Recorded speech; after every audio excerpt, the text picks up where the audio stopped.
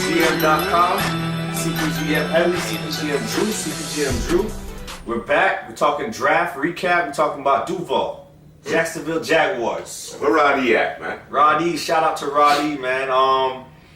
Jaguars, man. They got to the AFC Championship last year. They could have won. Should have won it. Why didn't they win? They ran out of plays. At the end of the day, they ran out of plays, man. You know, they did some. They made a big move with getting Norwell in the free agency. They got Allen Robinson. Allen Hurst is no longer there. They were like staples a couple of years ago. Yeah. They emerged with Westbrook and Westbrook, Keelan Cole. You know, kind of made them replaceable. So what they did in the first round, they went Taven Bryan, UF. You're the Gator guy, man. What do we expected? Listen, from Taven Bryan. when they made that pick, I was surprised, man. You know what? I thought they was going with quarterback, right? I mean, I know they signed Blake to that new contract, kind of helps them out in terms of the money, cap space, and whatnot. But they went out and got Taven Bryan, man. My guy, man. Well, he's not my guy. I mean, he's my guy because he's a Gator, but that's your guy. He's a 3 technique. He can probably play both defensive tackle positions. You know, the thing about him, man, is it looked like he was just doing one thing out there, man. Go get the quarterback, head upfield, man. And he left some gaps open there. But, I mean, he doesn't have to come in right away and do anything special, man, because they got Darius and they got Campbell. Malik Jackson. I mean, they got a rotation. Embarrassment of riches. You know, I guess he'll be the eventual replacement. We're thinking maybe Marcel Darius next season. Mm-hmm. The thing about Taven Bryan that I saw on tape is he's always the first guy off the ball, off the line of scrimmage. He gets that terrific jump off the ball. And the downfall, though, I see with him is he's not aware. He gets that jump, and it's straight line, and if he can't make lateral moves to kind of redirect it. He's not, But you know, they can coach him up over there. They got Calais Campbell. They got vets over there to kind of you know, mold this guy. So you know, I think the Jaguars drafted Bryan. He probably was the best player available on their board, but they probably drafted him for 2019 to make a big impact there. And then in round 2, man, who they get? Who the Jaguars get, man? They got DJ Shark, wide receiver, LSU. Is it Shark or Chark? Shark, it's a I C, don't know. man. Let us know, man. Phonetic, hit the phonetic. Sure it's Chark. It's Chark. Gotta be. I don't know. I like saying Shark, man. I mean, either way. It's not an S. Let's call him Shark, bro. Let's call him Shark. Listen. Either way, we're gonna know his name, in my opinion. It's a big play, speedy. A lot of meat was left on the bone out there at LSU. People don't know exactly what this guy is, but apparently the Jaguars do, man. Got him in the second round, and I mean, I know you got Blake Bortles as your quarterback, man, but just get this guy to football and let him do his thing, man. You know, I hope they got a plan for this guy. Well, because LSU didn't. He kind of fit the Jaguars mold. You know, they like to run the football and then Bortles throw it deep after a play action. So this guy, he made his name in the combine. He ran that 4.3 in the combine. Yeah. He kind of showed out in the Senior Bowl also. You know, he was dominant in the Senior Bowl. Yeah, he had a great run up until the draft, man. Like you said, in LSU, you can't really look at stats at LSU, especially for your receivers. We've seen Odell, Landry, receiver after receiver come out of there that performed well in the NFL. So Shark being the second round pick, I thought it was a little early for Shark, but you know, Jaguars got their guy. Yeah, my thoughts on Shark. DJ. Call him DJ. My thoughts on him are, yes, you really like his ability to track the football deep. Certainly has the speed to take the top off the defense. Is good with the ball in his hands after the catch, whether you give it to him on an end around jet sweep, whatever the case may be. He can make plays in the open field.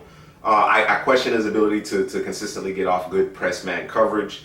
And I'm not holding the situation at LSU against him in terms of not being able to execute the forward pass. Mm-hmm. But I'm not ready to crown him necessarily. He is a fantasy football darling amongst the dynasty heads out there. They love what he brings to the table, the explosiveness. There are a lot of receivers in that receiver. There's a lot of receivers. So we'll see how he manages to climb up the depth chart. But no, in terms of the return game, he offers utility, and clearly the Jags, they like this upside in the second round. Going back to the first round real quick, before we get too far into the draft, I just want to say, Drew alluded to it, they didn't take Lamar Jackson, man. I thought that was a mistake. I think that was the only thing the Jaguars have done wrong this entire offseason. I understand the pick of Taven Bryan. I understand that you extended Bortles. That contract, though, the way it's structured, didn't hamstrung you. You understand what I'm saying? You still had the flexibility in the event that maybe a Lamar Jackson falls to you, you can go in that direction.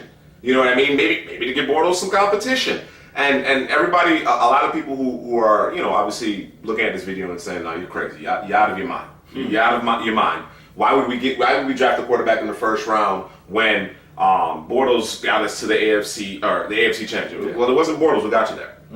Don't forget that the game against the Bills, where your offense did nothing. Don't forget that. So I think, especially in terms of, and Lamar Jackson has his concerns, his warts, his shortcomings.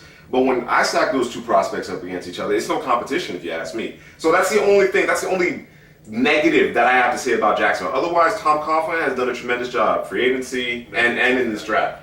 Yeah, I think this draft, we spoke about it a little off camera, they're drafting ahead. Sure. We could get to the next pick. They had third round, right? Ronnie Harrison. Yeah. They had Barry Church, Tayshaun Gibson already in the fold. Mm-hmm. This guy is 2019. He's their plan for 2019. Barry Church might not be back with Jacksonville. So I thought Jacksonville did a great job of drafting ahead. And we've seen Cincinnati Bengals do that before, like replace their tackles in the draft, So I like what the Jacksonville Jaguars did. They didn't really have any pressing needs. You might say quarterback might be a pressing need, but O-line maybe. Blake Bortles got to the AFC Championship. And here again, that's obviously what a lot of people will hang their hat on, and even the organization for that matter.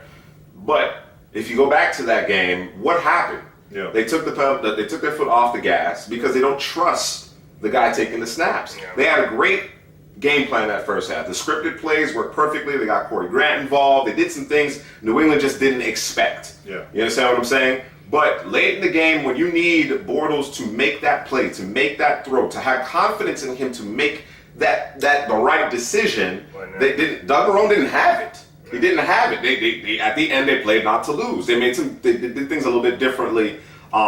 Defensively, they didn't press quite as much. They put a little bit more zone, and Brady started to open things up. But offensively, I think they just the antithesis of that was what the Eagles did. They kept their foot on the gas. Yeah. You got to when you're playing that team. You know what I mean? And regardless of what you're hearing in terms of Tom Brady not attending OTAs, this, that, and the other, you got to figure the Patriots will be in the hunt again. So can you beat New England by hiding your quarterback? That's the question. That's the ultimate question. Yeah, man. Well, Ronnie Harrison, man, what did you take on him? I thought he was an in the box player, man. Out there in Alabama, obviously we know that he this guy might actually be in familiar territory when you talk about a front seven that's that good in the league. Yeah. Alabama, same thing. Front seven kind of makes that defense. Front seven here. I guess you maybe go hand in hand. They got it everywhere. They got it. It's embarrassment of riches in terms of the defense. So he might be right at home, but again, he's got to wait. It's a wait and see thing with this guy. But again, he's an in-box player for me. In the box player for me. He can be he's a more athletic Barry Church, if you ask me. You understand what I'm saying? And defensively, they typically run a cover 3 type of scheme. They obviously play man, but it's a single high safety look. It's a single high safety look. So you bring Ronnie Harrison down, who's kind of that hybrid, to play linebacker and have speed to get sideline to sideline with Taven and Miles Jack. So he fits the bill perfectly, and I agree. The Coughlin, the Jaguars, they made selections to set themselves up for years to come. You know what I mean? And if they get into a pinch, like Gibson has been hurt in his career, they could put Ronnie Harrison out there. So these guys are not forced to play because of their depth at all positions, but at the same time, they need him to play, he can step in. And when you do things like what the Jaguars have done and the Bengals have done, your special teams is kind of off the chart. It's something that could change the game for you when you got players who eventually will be starters. Absolutely. Trying to earn their keep or, just biding their time, but because of their talent, it shows on special teams and, magic can happen like that. So, 4th round pick, man, was Will Richardson from tackle from North Carolina State, man. And the only issue I had with this guy, man, like I went into it not knowing who he was, what he was about, man. And the only issue I had really with him is, why is he not up there, man? What's the deal? What's going on, man? I had to Google. 3 letters? Hit the research. The acronym. DUI. Who? This guy had 2 of those, man. On tape, he was one of my sleeper prospects. When we did our podcast about the offensive line, Will Richardson. And I like his game. It's just this guy he has the concerns, the off the field concerns, and Another guy that doesn't have to come in right away and play because they have Parnell, their first round pick from last year, Cam Robinson. Second round pick.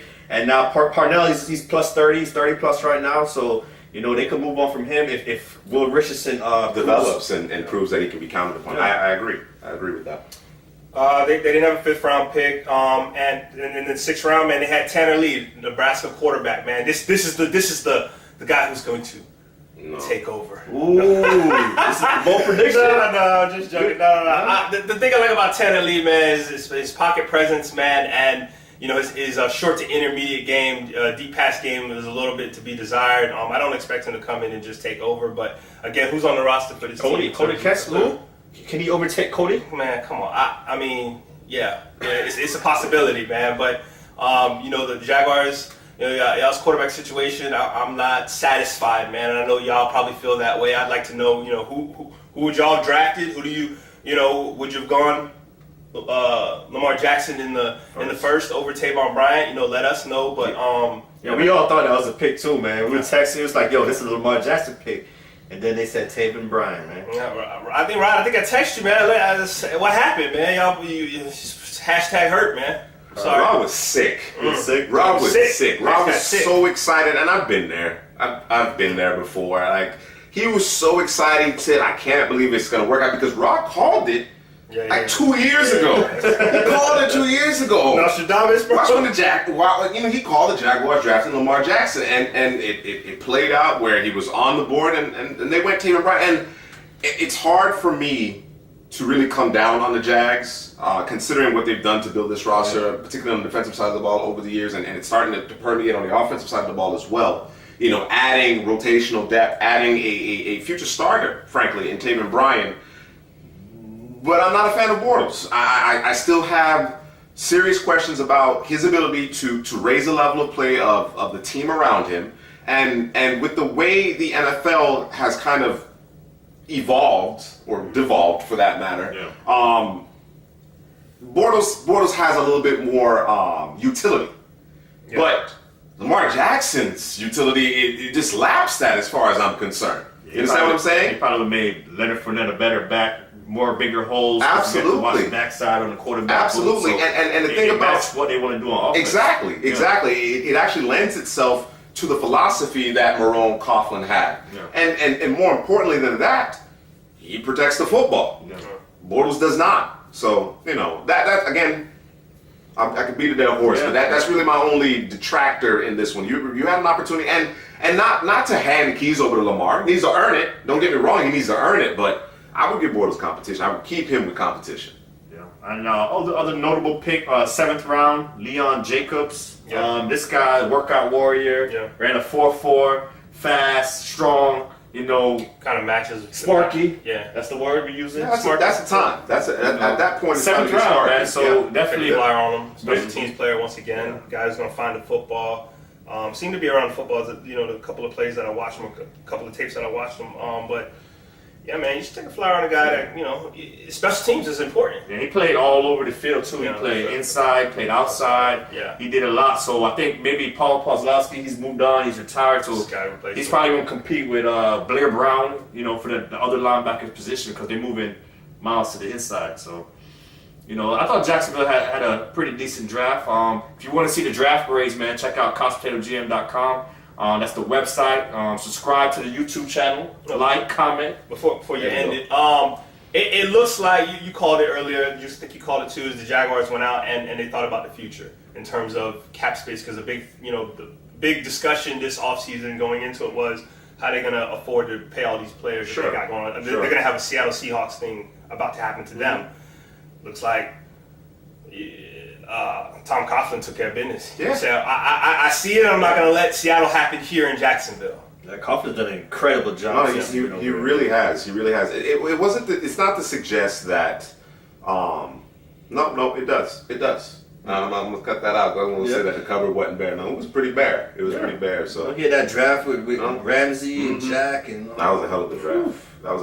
The thing with Coughlin is he brought credibility to Jacksonville. He brought legitimate credibility, and we didn't have an appreciation for him because of the way things ended in New York. in terms of him building a team. You know what I mean? You know, Jerry Reese and ultimately, fell on his sword recently. And you know what I'm saying? So it kind of fell apart there. But in terms of putting fielding a roster that can compete week in and week out, Tom Coughlin can do that.